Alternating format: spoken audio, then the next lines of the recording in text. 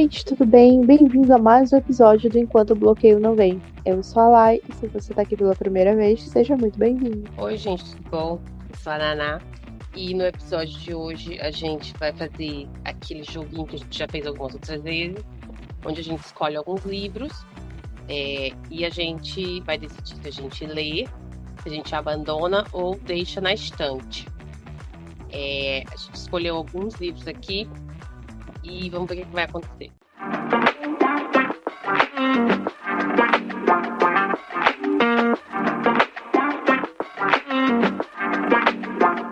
Eu resolvi pegar aqui os mais vendidos, na verdade, ali na Amazon. Então a gente tem 3 títulos que eles são muito recorrentes na lista de mais vendidos aqui no ano de 2024.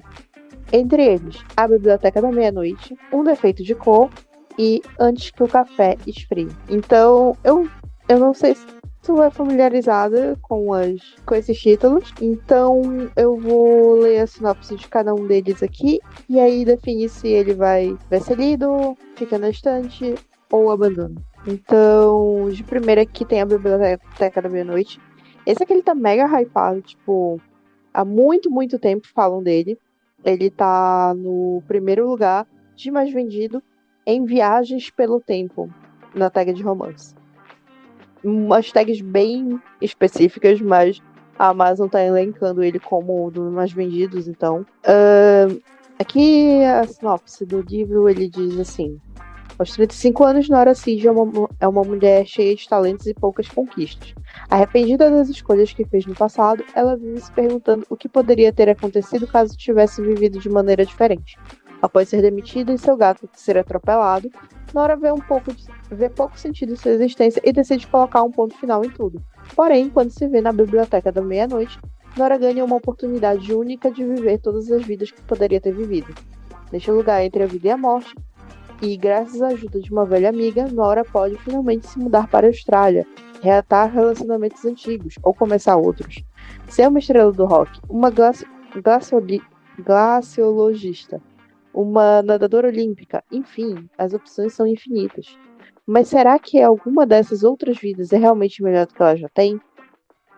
E, basicamente, é essa sinopse sobre essa mulher que encontra a Biblioteca da Meia-Noite e começa a gente já falou desse livro no episódio de treta, não foi? Que alguém tinha falado mal, eu não lembro quem foi. Acho que foi o livro que o Felipe Neto massacrou. Isso, foi. Acho que era que uma bosta. E aí a galera disse que it's not that deep, sabe? Não era tão profundo assim. O próximo a conclusão livro... que chegaram é ruim ou não? Então, a galera ama esse livro, tanto que ele tá entre os mais vendidos.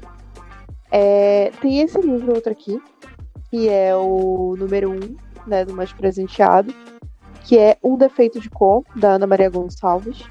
Ele começou a fazer sucesso ali por meio de fevereiro, que ele foi o livro que inspirou o samba enredo de uma das escolas de samba do Rio de Janeiro, a Portela. E aqui, a sinopse é essa daqui. No livro, Kerrinde narra em detalhes a sua captura, a vida como escravizada, os seus amores, as desilusões, os sofrimentos, as viagens em busca de um dos seus filhos e de sua religiosidade. Além disso, mostra como conseguiu sua carta de alforria e, da volta para a África, tornou-se uma empresária bem-sucedida, apesar de todos os percalços e aventuras pelos quais passou. A personagem foi inspirada em Luísa Marim, que teria sido mãe do poeta Luiz Gama e participado da célebre Revolta de Maletos, movimento liderado por escravizados muçulmanos a favor da abolição. Então, é um livro que estourou bastante. O pessoal falou que ele é bem gráfico, um livro bem sofrido e, enfim, ele toca em assuntos bem difíceis, né, bem sérios. Então ele tem toda uma profundidade e tal. E eu lembro que ele, no dia que teve o samba enredo, né, da Portela, no dia que teve o desfile da Portela, ele simplesmente zerou. Não tinha mais o livro na Amazon. Tipo, a versão, né, capa comum e tal, não tava mais vendendo. E zerou o estoque. Enfim. E aqui, por último, é um dos mais vendidos também, aqui no ano de 2024, é Antes que o Café Esfrie, de Toshikazu Kawaguchi. Eu acho que é assim que pronuncia. Se estiver errado, me desculpem. A sinopse é essa daqui. Se fosse possível viajar no tempo, mais uma história de viagem no tempo. Se fosse possível viajar no tempo, quem você gostaria de encontrar? Embora seja um livro ambientado no Japão, os temas que exploram são universais: amor, perda, recordação, amizade, gratidão, arrependimentos. Tudo tá em aspas. Aí, em uma ruazinha estreita e silenciosa de Tóquio, no subsolo, existe um estabelecimento que, há mais de 100 anos, serve um café cuidadosamente preparado. Além disso, uma estranha lenda urbana conta que os clientes podem viver ali uma experiência única: fazer uma viagem no tempo. Em Antes que o Café Esfrie, conheceremos 4 pessoas que precisam viver essa experiência. Porém, a jornada envolve riscos e possui regras, por sinal extremamente irritantes. No passado, você só poderá encontrar pessoas que já estiveram no café. Os clientes têm que se sentar numa cadeira específica e não é possível se levantar durante a viagem. Nada que for feito ou dito mudará o presente. É preciso voltar antes que o café esfrie. E é isso, é essa sinopse. Então, tem 2 histórias de viagem no tempo e uma história, eu acho que ela é meio de época, meio baseada em fatos reais, enfim. E como é que ranqueia? São as 3. Nenhum desses 3 livros são livros que eu escolheria para ler. O Defeito da Cor eu ouvi falar também bastante na época do carnaval. Eu via as pessoas falando, e não é um tipo de livro que eu leria. Eu acho muito bonito a sinopse, etc. Mas não é. Eu já falei aqui tantas vezes, eu não sou fã de ler sofrimento demais, assim. Também não sou fã de viagem no tempo. Foi uma coisa que me pegou. Essa coisa meio fantasia urbana, como que chama? Fantasia, enfim. Sei lá, eu não sei. Eu acho que é ficção científica, né? Meio viagem no tempo e tal. Não sei. Acho que viagem no tempo entra mais em ficção científica.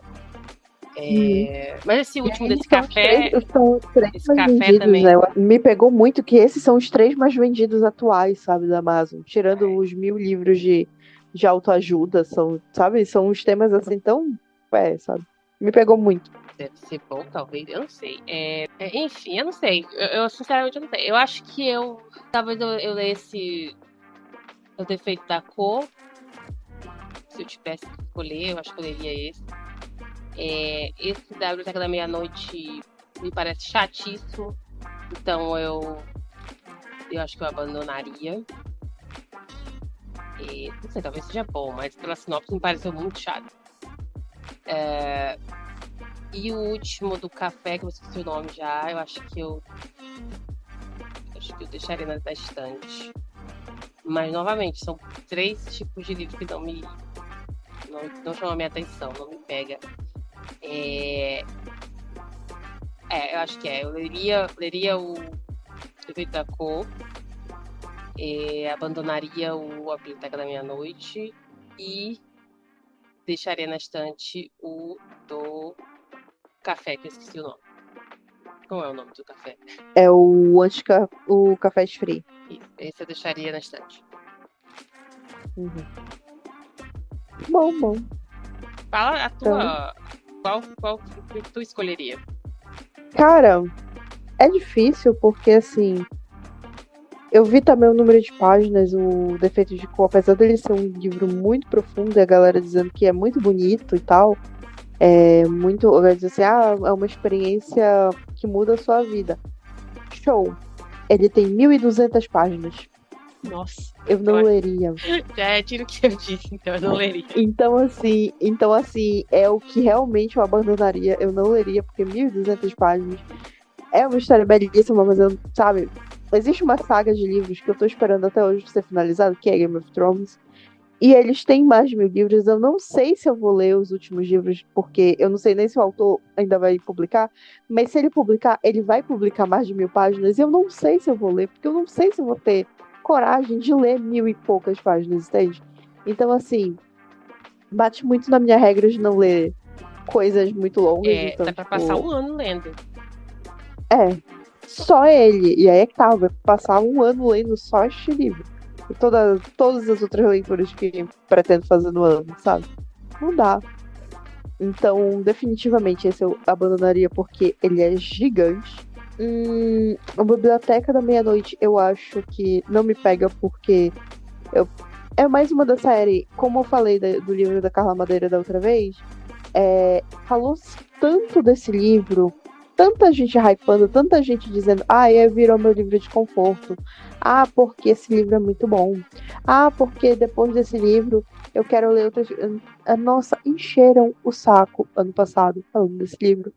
E eu peguei abuso dele. Então, assim, pelo hype, eu vou deixar no estante, deixo pra ler depois, sabe? Muito provavelmente eu não leria, mas é isso, sabe? Eu deixaria pra depois, porque eu não aguento mais o hype. Dito isso, só me sobra o Antes que o Café Esfrie. E sei lá, cara, eu leria. Então, esse daí foi não leria, não leria, não leria, né? É, eu acho que o Antes que o Café Esfrie eu leria. Eu acho que porque ele é o, se eu não me engano, é o mais curto dessa lista. Então eu leria por isso. E só. Eliminando Então, muito bem. tem que dar o contexto do número de páginas, então, pra poder. Que influencia na decisão, né? Influencia muito. Então, os que eu escolhi. Eu peguei o Caída por Você, da Emilia. A gente falou desse livro em off, quando a gente estava decidindo as possíveis leituras para esse ano. A gente não escolhe muita antecedência, mas a gente tenta fazer ali uma curadoria, mais ou menos, e esse foi mencionado. A Emilia, para quem não lembra, ela escreveu De Olho em Você, que a gente fez review aqui, e não gostamos, inclusive. E esse livro, Caído por Você, ele é literalmente o De Repente 30. Vou ler aqui a sinopse rapidamente. Organizar a festa de formatura perfeita é o último item na lista de desejos de Charlotte Wu, uma ultradisciplinada aluna do último ano do ensino médio. Tudo está correndo de acordo com o planejado, até que, durante a decoração do salão, um escorregão faz Charlotte despencar de uma escada e aterrissar em cheio em cima de seu arqui-inimigo, o detestavelmente sarado J.T. René. Quando ela acorda, se vê em uma cama desconhecida, com 30 anos de idade, ao lado do noivo. E o pior de tudo, ele é o René. Ou os dois enlouqueceram de vez, ou foram arremessados na vida adulta e ficaram presos para sempre em seu corpo de 30 anos. Agora que eles são a única constante na vida um do outro, Charlotte e René se unem para descobrir juntos tudo o que mudou durante o tempo que perderam.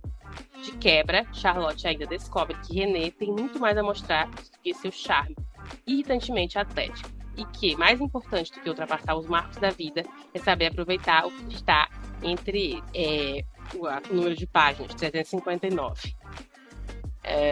E aí... Tranquilo, 359 dá pra ler. Tá na média. Tá na aceitável, média. é aceitável. Para um romance... que eu tenho uma péssima impressão dos livros da Emilia por causa do anterior. Tá tudo bem, vamos lá, vamos seguir o baile. Foi o primeiro que a gente leu e a primeira impressão, né, é a que fica. É complicado de tirar. O segundo é Operação Paixão, da Carly Walker. Eu não conheço essa autora. Pelo menos eu não lembro de ter visto nada dela. Esse é bem recente. Caída por Você é recente também. Ele saiu agora em abril. E esse Caída por Você, da Operação Paixão, ele também é de março. Vou falar aqui a sinopse rapidinho. A missão de Sidney é bem clara: impedir sua irmã de se casar com um criminoso, seduzir o guarda-costas do criminoso para reunir informações para o FBI, não se apaixonar por ele de jeito nenhum. Já faz tempo que Sidney Swift não visita a família. Pretende continuar assim. Como uma das melhores agentes da CIA, ela passou os últimos 3 anos fingindo ser outra pessoa. Tudo para evitar ser ela mesma. Mas ao ser contratada por uma investigadora do FBI e informada de que sua irmã mais nova, Kala, está noiva de Johnny Jones, o herdeiro de uma dinastia do crime organizado, Sidney é obrigada a mudar os planos. De uma hora para outra, ela se torna a peça-chave para que o FBI consiga se infiltrar na família Johnny e deter seu mais ambicioso roubo, programado para a noite de Natal. Tudo isso enquanto tenta restabelecer laços com a avó e a irmã e lidar com a sensação de que está traindo a confiança dela. Quando ela precisa seduzir Nick, o charmoso guarda-costas de Johnny, os limites entre o trabalho e a vida pessoal ficam mais confusos ainda. Agora Sidney precisará tomar decisões difíceis, que definitivamente não fizeram parte do seu treinamento. Esse aqui eu achei promissor. Eu gostei dessa sinopse. Tem 304 páginas. Estamos forte diminuindo as páginas. Estão diminuindo as páginas, eu gosto disso. Eu achei interessante essa sinopse. Tem drama familiar, tem ação, tem romance, tem criminoso. Eu gostei. Eu achei bem novela das 8. E por último, é na verdade uma série que já saiu o livro 1 no passado e esse ano saiu 2. Eu vi o anúncio do segundo e aí eu fui ver qual que era do primeiro. Me pareceu interessante. Ele não é um gênero que eu leio, porque eu acho que ele meio que entra no dark romance. Não sei se entra. Eu não sei se entra exatamente no dark romance, mas parece. Chega quase lá. O livro 1, eu vou ler a sinopse do livro 1, e aí eu li a do livro 2. Eu acho que nem precisa talvez ler a do livro 2, mas vai a do livro 1 primeiro. A série é Reis do Pecado, e o livro 1 é Rei da Ira. Ela é a esposa que ele nunca quis, e a fraqueza que ele nunca pensou que teria. Implacável, meticuloso, arrogante. Dante Russo gosta de estar no controle, tanto na vida pessoal quanto na profissional. O senhor bilionário nunca cogitou se casar, até que uma chantagem o obriga a aceitar o noivado com uma mulher que mal conhece. Vivian Lau, herdeira de um império de joias e filha do seu mais recente inimigo. Ela é bonita e encantadora, mas Dante está disposto a fazer de tudo para destruir as evidências da chantagem e terminar o noivado. O único problema é que, depois de ter Vivian para si, ele não consegue mais pensar em perdê-la. Ele parece detestável, mas ela não vai conseguir resistir à atração. Elegante, ambiciosa e educada, Vivian Lau é a filha perfeita, que pode levar sua família ao topo da alta sociedade. Casar-se com um russo significa ganhar acesso a lugares inalcançáveis para novos ricos. Embora Dante tenha um jeito rude e distante, Vivian concorda em se casar com ele por uma questão de dever familiar. Desejar seu toque não fazia parte dos planos, assim como cometer o erro mais fatal de todos, se apaixonar por seu futuro marido. Esse é Casamento por Conveniência, né? Eu achei bem novela das 8 também, bem dramático. Não me pareceu interessante. Não sei se entra em dark romance, mas essa história de teor autoritário sempre me parece ser dark romance. Sempre me parece que o cara é um babaca. Ele tem 384 páginas. 384. Então tá. Então tá bom. O segundo, eu já não vou pode falar. escolher? Eu não vou falar a sinopse. Eu não vou falar a sinopse do segundo, mas é parecido. Não sei se chega a ser parecido. Mas ele tem mais páginas, o segundo da série. O primeiro tem menos. Pode escolher. Então, com esse filtro muito grande que eu tenho de baseado no número de páginas, eu consigo ranquear rapidamente. Então, eu abandonaria esse do CEO, porque ele é mais longo, 384 páginas, com um protagonista que tem muito potencial de eu não suportar. Eu não aguento, mas cara, mega arrogante, que se acha, sabe, o rei da cocada preta. Eu não suporto, mas eu comentei isso na review de Noiva, inclusive, que eu não, pra mim não dá mais essa, porque a mina que se acha esperta e o cara sarcástico. Véi, eu não aguento essa dinâmica mais, e na sinopse de Noiva, eles meio que dão a entender que o protagonista é assim, mas aí no segundo capítulo a gente já vê que ele não é nada disso. E a gente já vê que a minha querida, ela tem uma língua de trapo, assim, exemplar, né? Tipo, de cara, ela bem debochadinha, bem, sabe? Vai deixando claro que ela não tem essa personalidade tão batida, sabe? Tá muito vai e volta sempre a mesma personalidade da protagonista. E isso tem me irritado bastante. E aqui eu tô sentindo que é essa mesma dinâmica. Eu meio que fazer uma defesa aqui, fazer a advogada do diabo. Eu já li um livro mais ou menos assim, que era Casamento por Conveniência, que era meio que ao contrário, talvez. Tinha esse cara, eu não vou lembrar o nome do livro, mas eu posso procurar depois pra te mostrar. Ele é curtinho, ele. Que era um cara que ele era novo rico. Ele tinha enricado, acho que era mina de carvão, sei lá. A história se passa num lugar que tem mina de carvão, eu não vou lembrar onde é. E ele tinha enricado, ele era pobre e tinha enricado com essas minas e tal. Só que ele, novo rico, a alta sociedade não dava a mínima pra ele. Ele não tinha acesso a lugar nenhum, as pessoas não queriam papo com ele, etc. E ele conhecia essa mulher que também era envolvida com joia. Agora que coincidência, né? Agora que eu me toquei disso. Ela também desenhava joias, acho que não é desenhava a palavra, acho que é outro nome que fala, enfim. Ela produzia essas joias e tal, mas eles estavam falindo, né? A família dela estava falida.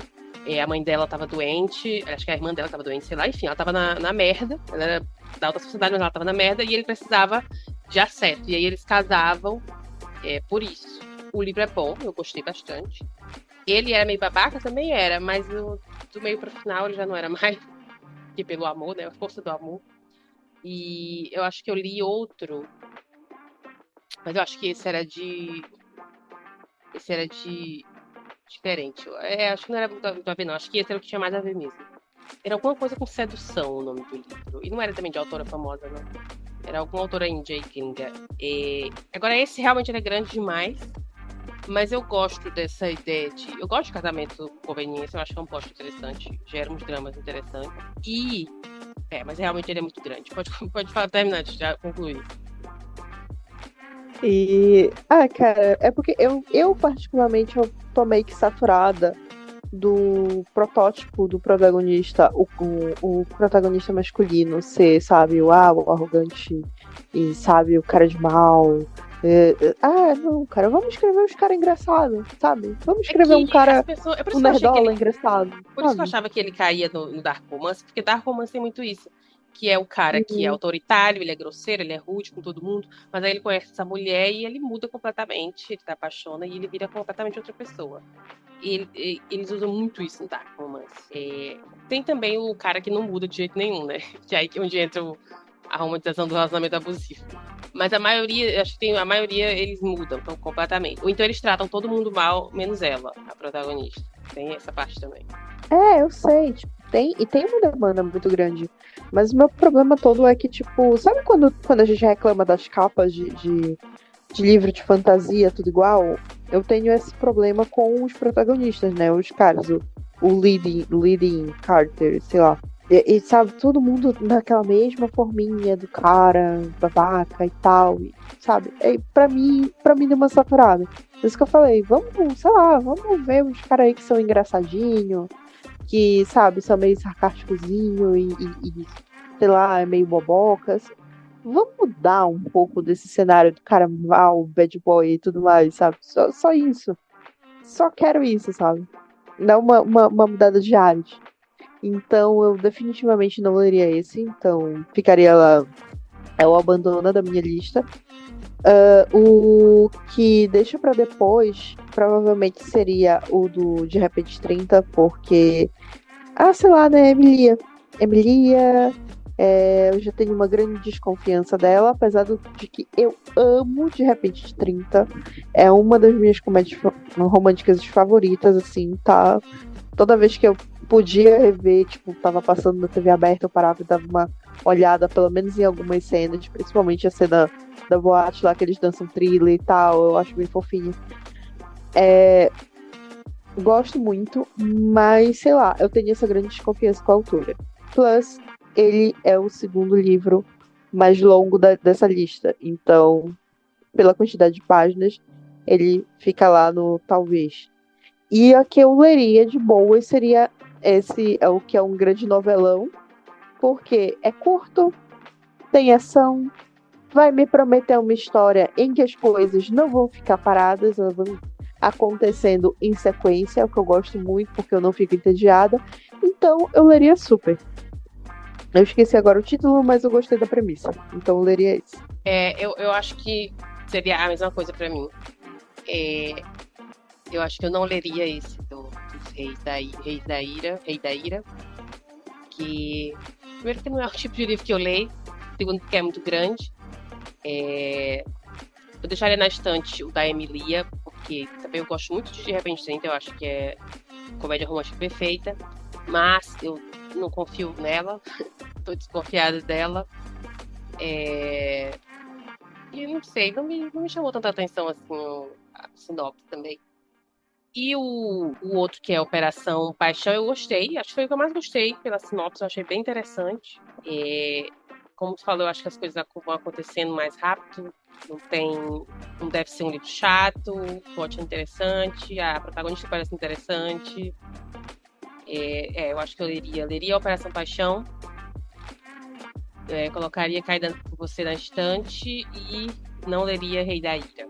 Bom, tenho separado aqui 3 livros de fantasia para essa dinâmica. E eu vou começar aqui com os títulos que alguns a gente conhece bem e outros eu vou ter que ler a sinopse. O primeiro é Lightlark. Para quem tava no BookTok ano passado, ano retrasado, acompanhou toda essa movimentação, né, ali de 2022, 2023, do lançamento do Lightlark, que saiu mega hypado, e no final, quando o livro foi lançado, ninguém curtiu, porque ele era essa fantasia com uma pegada de Jogos Vorazes, de distopia, e a escrita não se sustentava, enfim. Toda aquela polêmica que vários book influencers comentaram. O outro livro da lista é Quarta Asa, que para quem acompanha o nosso podcast já viu, a nossa opinião sobre... A gente não, apesar de não ter lido ele na íntegra, a gente tem uma opinião sobre ele, né? Por causa do resumo que o Paulo Hatz fez. E o terceiro livro é O Portador da Espada, da Cassandra Clare, que ele é mais um dos esquemas de pirâmide dela. Então, se eu não me engano, ele tem 588 páginas. Eu não confio nela, sabe? Tipo, ela vai fazendo umas séries que ela diz é livro único e depois é um livro gigantesco. E é isso aí. São 3 livros de fantasia, hora de ranquear. Esse livro da Cassandra Clare, eu queria lembrar o que foi que eu vi as pessoas, qual era a crítica que eu vi as pessoas fazendo. Eu lembro que na época ela não tinha, eu não sei se ela tem um blog ou alguma coisa assim. Sei que ela tava soltando alguns spoilers desse livro. E aí eu acho que ela já tinha soltado a sinopse, tava soltando alguns detalhes assim. E eu vi uma pessoa falando mal. Já, eu disse, nossa, nem saiu o livro, as pessoas já estão falando mal. Eu não consigo lembrar qual era a crítica, mas eu lembro que a pessoa colocou esse trecho que ela tinha faltado e fez uma crítica lá. A Cassandra Clare é autora de Instrumentos Mortais, né? E o que mais ela escreveu? Eu só lembro disso. Mas enfim, ela tem todo o universo desse Instrumentos Mortais. Então tem Instrumentos Mortais, Peças Infernais. E aí vai... Lembrei. Eu acho por aí vai. Levar em Casa fez vídeo do Peças Infernais, eu acho. Eu lembro de ter assistido. Sei lá, é um livro muito grande, né? Eu não sou a maior fã de fantasia. Então, sei lá. Esse Light Clark também, cheio de polêmica, que é uma mistura de um monte de coisa, de Jogos Vorazes, com essas outras fantasias aí, distópicas, sei lá. Também não é minha pegada. Eu li Jogos Vorazes há muito tempo. Eu não sei se eu leria um livro parecido com Jogos Vorazes de distopia. Não me pega mais. Me pegou lá atrás. Inclusive eu assisti depois, eu não li, mas eu assisti depois tinha a Briga Divergente. Eu assisti recentemente, acho que em 2023 que eu assisti 2 filmes, eu não assisti o terceiro. E eu odiei. Não é a minha praia mais. Eu gostei lá no passado. Mas aí Divergente é difícil, né, amiga? Porque a qualidade é lá embaixo mesmo. Então não serve como comparação? Mas as pessoas comparavam. Eu acredito não. Não, as pessoas compararam porque na época ele foi criado, tanto o livro quanto o filme foi criado pelo estúdio para comprar, né, combater ali, porque, tipo, o Jogos Vorazes tá fazendo uma grana gigante. Então o estúdio também queria, né, eu esqueci agora qual foi, eu acho que é a Sony. A Sony queria também, né, fazer o dela. E aí eles adaptaram assim, em 2 minutos eles compraram os direitos de adaptação e começaram a produzir esse filme. E foi uma bomba. A adaptação foi uma bomba e tanto que eles nunca terminaram a história. Ficou no ar. Acho que o terceiro filme saiu só em stream, foi isso? Eu acho que foi. Foi. E o quarto filme que deveria vir aí, o elenco simplesmente se demitiu e disse que não voltava. Então, aí, sei lá, eu não sou muito fã de distopia. E as críticas desse livro foram tão pesadas, sei lá. Às vezes a gente não deve deixar se influenciar pela opinião dos outros. Mas foi tanta opinião, não é que foi algumas pessoas não gostaram. Ninguém gostou. Então, sei lá. Talvez essas pessoas tenham razão. E qual foi o terceiro? Agora eu me perdi de novo. Quarta Asa. A quarta asa a gente tinha falado mal já. Inclusive foi eu que comecei falando mal dele. Que, sei lá, não interessa também. Novamente, eu posso estar sendo injusta, porque eu não gosto de fantasia no geral, né? Mas se eu tivesse que escolher, como eu tenho, né? Que a brincadeira é essa, eu. Acho que dos três, parece que o da Cassandra Clare é o mais original, entre aspas. Quer dizer, ainda tem a mesma coisa que ela faz, o triângulo amoroso, que não é um triângulo amoroso. Ainda tem lá os protagonistas que são super amigos, uma amizade meio estranha. Se você pegar bem todas as histórias dela, é meio parecida.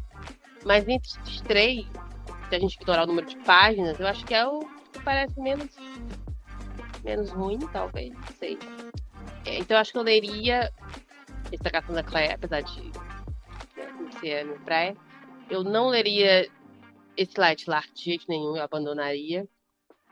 E colocaria o Quarta Asa na estante. Na real, eu não leria nenhum dos três. Mas você tem que escolher, a minha escolha é essa. Então, acho que muito tempo se passou desde a primeira vez que a gente citou o Light Lark aqui. E eu vou talvez criar uma revolução e eu vou mudar o meu posicionamento sobre ele agora. Mas eu acho que eu não leria a Quarta Asa. Peguei abuso, já reclamei horrores aqui.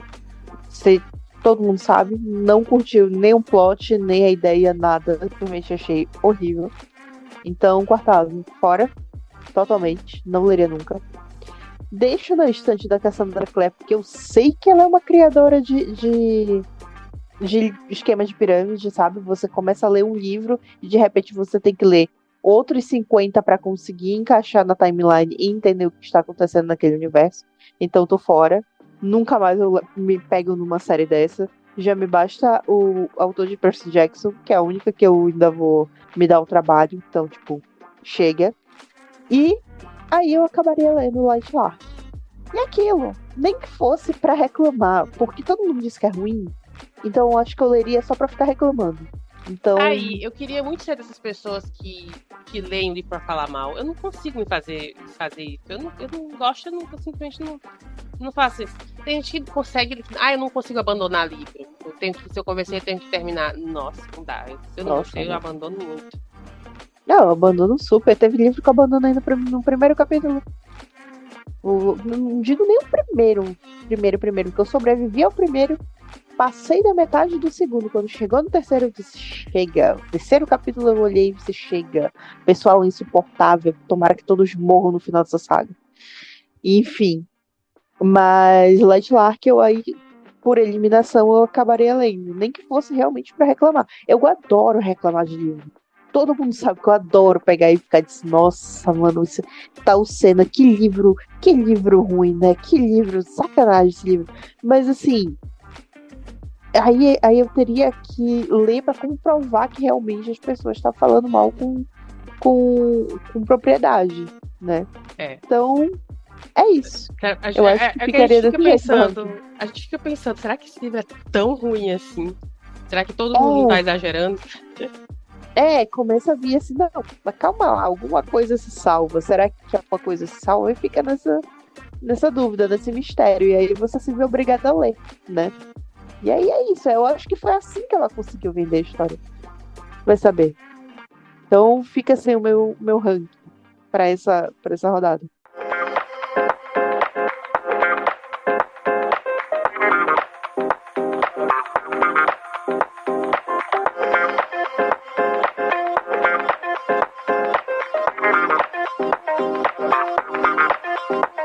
E enfim, essa foi o nosso game, né, do mês.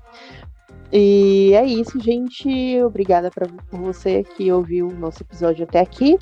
E a gente agradece sempre a audiência.